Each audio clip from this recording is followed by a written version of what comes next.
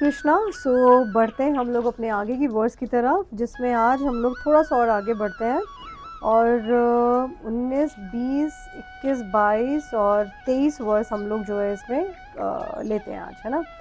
क्योंकि first chapter है, first chapter में सिर्फ ना डिटेल्स चल रही है अभी कि कौन क्या कह रहा है, किसके दिमाग में क्या चल रहा है, कौन किस जगह पे प्लेस्ड है, या कितने लोग उनकी पार्टी में हैं, कौन कौन उनकी पार्टी में है ना, और उनकी क्या क्वालिटीज़ हैं। तो वो सब डिस्कशन चल रहा है। जब हम लोग और डिटेल में अभी आगे आगे जाते जाएंगे तब आएगा हमारा भक्ति योग, ज्ञान योग, कर्म योग, तो शायद हमें बहुत डिटेल्स में और समझना पड़ेगा। तो आई वुड सजेस्ट एवरीवन कि आप भगवद गीता पढ़ना स्टार्ट करें और साथ साथ चलें, सो एटलीस्ट हमें इस भगवद गीता का जो पूरा कहते हैं ना नेक्टर हम ले सकें, है ना, एसेंस हम पकड़ सकें। तो जैसे हम चाहते हैं ना कि हमारी लाइफ में हम हर टाइम पे खुश रहें, है ना, चाहे वो सुख है या दुख है, तो ज्ञान होगा तो ही कर सकते हैं ना, राइट। ज्ञान से हमें सब कुछ मिल सकता है। चलें आगे बढ़ते हैं। तो अभी तक था कि शंख सबने जो है अपने बजाए हैं और बताए थे उनके बारे में कि कौन कौन है उनकी साइड पे ना, सात्यकी है, द्रौपदी के पुत्र हैं, है ना। तो ये सब चल रहा था। आगे बढ़ते हैं हम लोग। कहते हैं कि इन विभिन्न शंखों की ध्वनि कोलाहलपूर्ण बन गई, जो आकाश तथा पृथ्वी को शब्द या मान करती हुई धृतराष्ट्र के पुत्रों के हृदय में विदीर्ण करने लगी, राइट। तो बाद में इसको अंडरस्टैंड करते हैं। उस समय हनुमान से अंकित ध्वजा लगे रथ पर आसीन पांडु पुत्र अर्जुन अपना धनुष उठाकर तीर चलाने के लिए उद्धत हुआ। हे राजन, धृतराष्ट्र के पुत्रों को व्यू में खड़ा देखकर अर्जुन ने श्री कृष्ण से ये वचन कहे। अब क्या वचन कहे अर्जुन ने श्री कृष्ण से, अब देखते हैं कि वो अभी तक तो हमारा क्या चल रहा था, धृतराष्ट्र और संजय की कॉन्वर्सेशन, एंड उसके बाद में क्या कहते हैं दुर्योधन की कॉन्वर्सेशन चल रही थी द्रोणाचार्य जी के साथ में। अब हम देखते हैं कि अर्जुन का जो फर्स्ट वर्स है वो क्या आता है, अर्जुन क्या पूछता है। कहते हैं अर्जुन ने कहा, हे अच्युत, ये कृष्ण को जो है क्योंकि भगवान श्री कृष्ण के बहुत सारे नाम है, कभी ऋषिकेश है, कभी उनको अच्युत बोलते हैं अर्जुन। तो उनको कहते हैं हे अच्युत, कृपा करके मेरा रथ उन दोनों सेनाओं के बीच ले चले, जिससे मैं यहाँ उपस्थित युद्ध की अभिलाषा रखने वालों को और शस्त्रों की इस महान परीक्षा में उनसे मुझे संघर्ष करना है, जिनसे मुझे संघर्ष करना है, उन्हें देख सकूं। अगला 23 वर्स कहते हैं, मुझे उन लोगों को देखने दीजिए जो यहाँ पर धृतराष्ट्र के दुर्बुद्धि पुत्र, तो उन्होंने वर्ड भी यूज किया है दुर्बुद्धि, है ना, दुर्बुद्धि पुत्र को प्रसन्न करने की इच्छा से लड़ने के लिए आए हुए हैं। थोड़ा सा इसका जरा इंग्लिश में हम पढ़ लेते हैं कि क्या है इंग्लिश में इसकी details.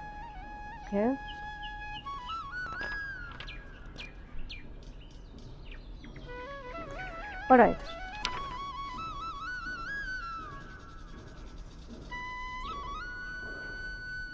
the blowing of these different conch shells became uproarious, vibrating both in the sky and on the earth. It shattered the heart of the son of Dhritarashtra.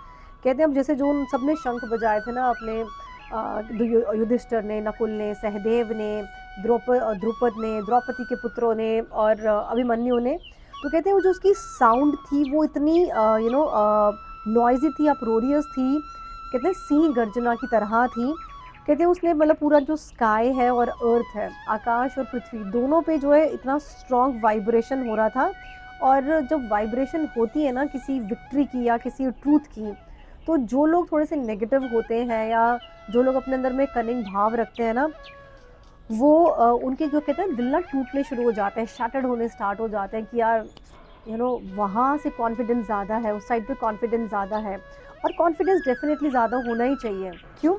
क्योंकि when Bhima and the other on the side of Duryodhan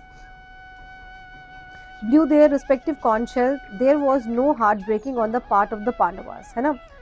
तो sorry, जब भीष्म ने और दुर्योधन की side वालों ने जब अपने कॉन्च शेल बजाए तो पांडवस की साइड पे कुछ भी ऐसा परेशानी वाली बात नहीं थी, है ना।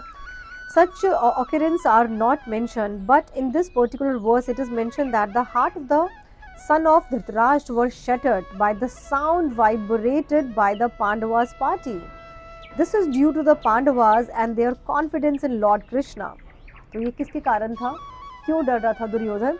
पांडवास के कारण और जो कॉन्फिडेंस था उनका ना दुर्योधन सॉरी लॉर्ड कृष्णा में, क्योंकि लॉर्ड कृष्णा उनकी साइड पर है तो वो कॉन्फिडेंस बहुत इंपॉर्टेंट था।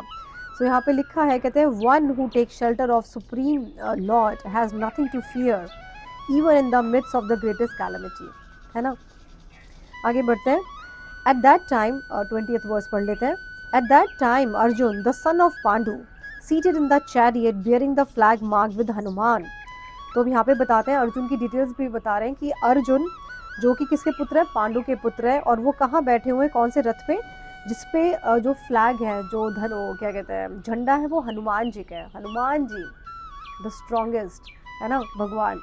सो बढ़ते हैं हम लोग अगले वर्स की तरफ, और अगला वर्स है हमारा तो 20 नंबर का वर्स आता है, 20th वर्स। कहते हैं at that time Arjun the son of Pandu. अब यहाँ पे क्या बताया गया है कि कहते हैं ना, उनकी आइडेंटिटी भी बताई जाती है कि किसका पुत्र, पांडु का पुत्र, है ना। सीटेड इन द चैरियट, एक रथ में बैठे हुए हैं, कौन से चैरियट में, जिसमें हनुमान जी का फ्लैग है। और हनुमान जी क्या है, Hanuman ji is the sign of victory, है ना। तो sign of victory and sign of confidence and sign of fearlessness, तो वो उनके पास में है। So took up his bow and prepare to shoot his arrow, उन्होंने अपना जो है धनुष उठाया और अपना जो है बाण उसमें लगाया चलाने के लिए।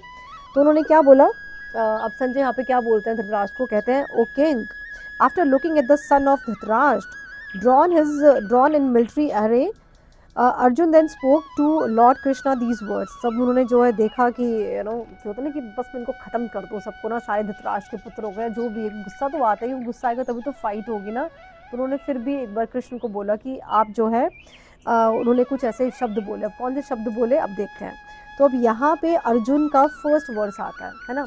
अर्जुन की कॉन्वर्सेशन स्टार्ट होती है। अभी तक तो सिर्फ धृतराष्ट्र और संजय का बीच में चल रहा था, और कुछ उसमें वर्स दुर्योधन कहते हैं। अब 21वें वर्स, मतलब 21 से पहले 20 वर्स जो है बाकियों के हैं। अब यहाँ से बेसिकली स्टार्ट होता है।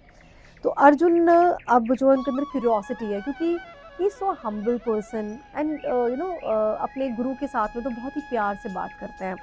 तो 21 और 22 वर्स में क्या बोल रहे हैं अर्जुन, कहते हैं Arjun said O infallible one please draw my chariot between two armies so that I may see those who present here who desire to fight and with whom I must contend in this great trial of arms। आप मेरा जो है रथ दोनों के दोनों आर्मीज के बीच में आप ले जाओ, सो दैट आई कैन सी दोनों साइड को ना, कि कौन कितने लोग हैं जो फाइट के उससे आए हैं ना, युद्ध के मन से आए हैं यहाँ पे।